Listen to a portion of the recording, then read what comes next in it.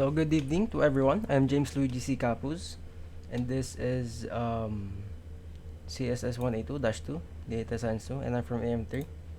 I'm here with my group mate, Mr. Gilan Hoylia, and we are group 16. And for this activity, we need to install Apache Spark on our Ubuntu, on our Linux, on this operating system, on our virtual machine. And before that, we need to do our prerequisites, and we need to make sure that all of these are installed in our system. Okay, the latest and the very newest version of this fork, which it is already downloaded on my system. And yeah, for the installation of it, it's really easy. But for this, I'm just gonna show you guys whether it's downloaded on my system or whether it's not, and to check the system. Okay, so for the Java, you just type that.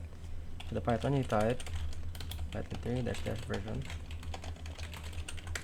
Okay, and for the Kafka and Spark, I've already downloaded. But for Spark, we need to go here. Okay, so you just search Apache Spark download on your browser, on any browser you can do. So as you can see on my terminal, I've chose. Let's see. Okay, so I've chosen the 3.5.6 version, which is this one. You can choose whichever you want. Okay, whichever you prefer. I just did this for just the video demonstration for this activity. And we need to use the pre-built for Apache Hadoop 3.3 and later. And after that, we need to click this link. And once we're in this, redirected in this web page, we need to click the copy link. I'm gonna clear this, and we're gonna go sudo wget, and we need to paste the link. So I've already downloaded it. I'm just gonna show you guys. Okay.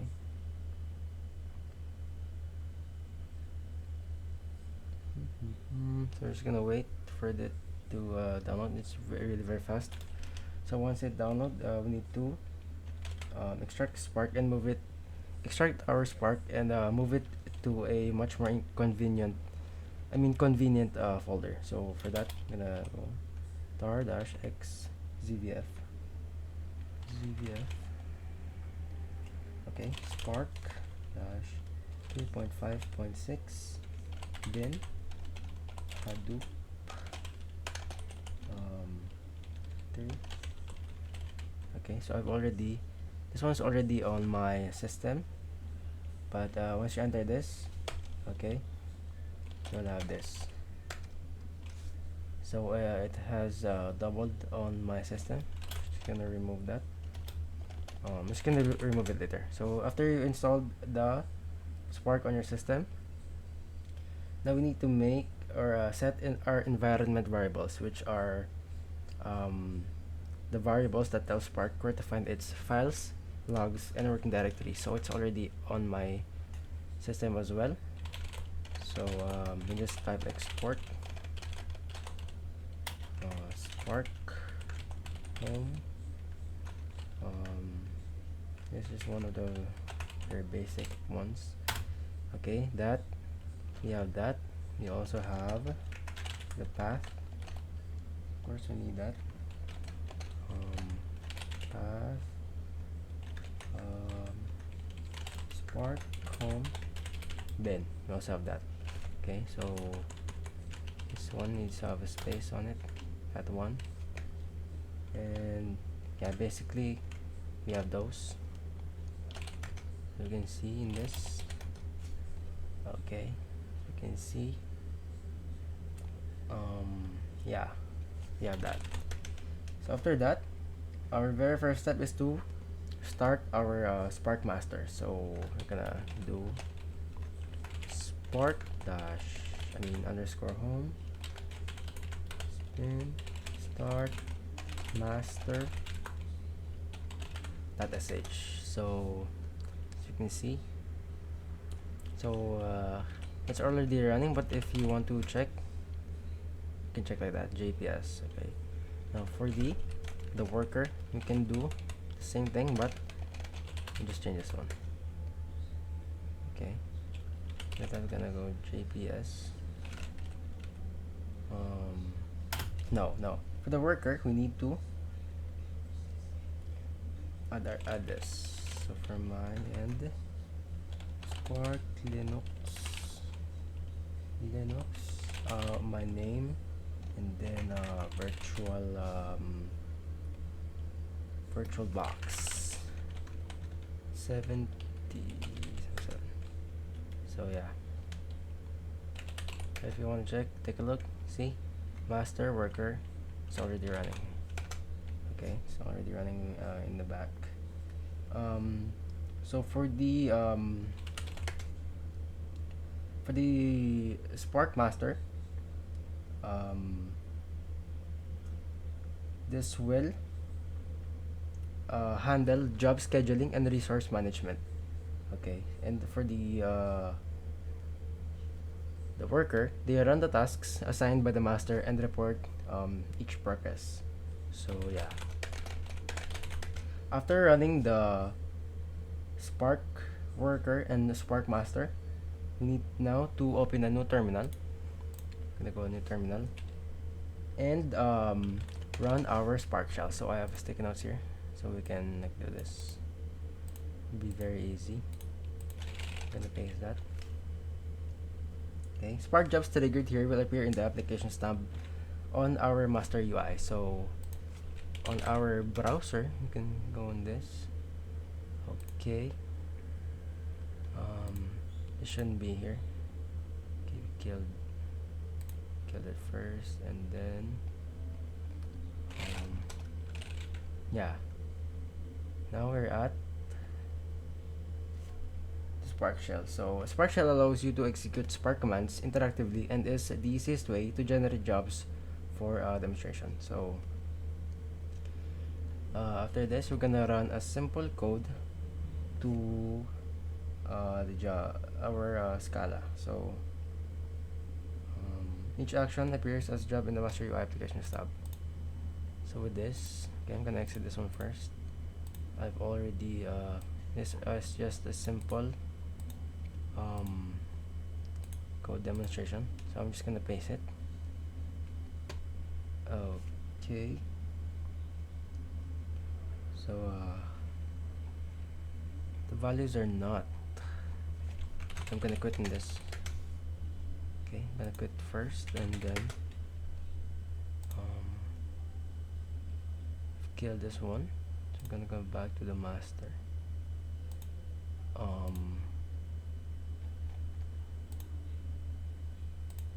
Then I'm gonna go. So these are not found, but the JPS, it's working. So I'm gonna have to stop it first. I'm gonna redo it. Open our terminal again. We're gonna no, we're gonna do stop it. So stop, you can do it all. We're gonna redo it. Okay, gonna stop the worker, and after that you can start them both back up.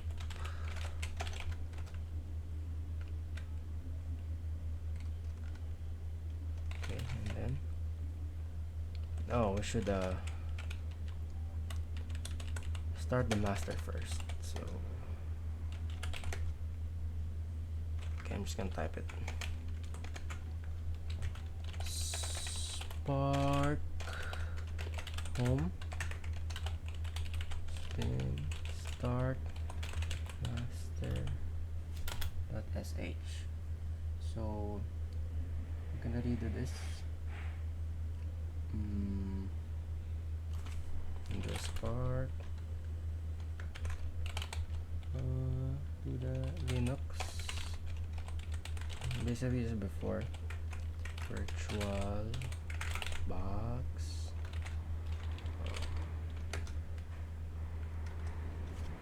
Wait for it to load. Is it running? It's not. Spark.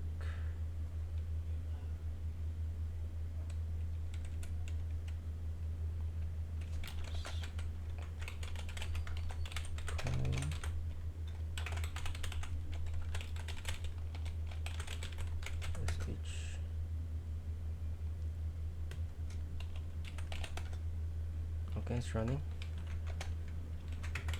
And then I'm gonna go to the worker.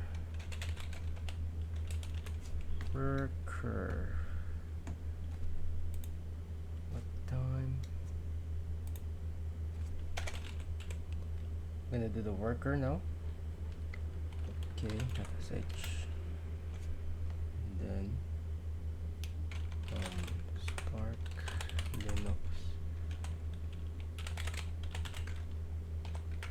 Okay, be very careful on typing it.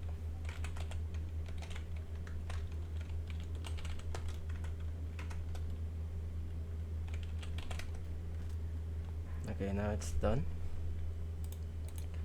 Gonna need to open a new window again to run our Spark shell. So where is it? Just gonna paste this code.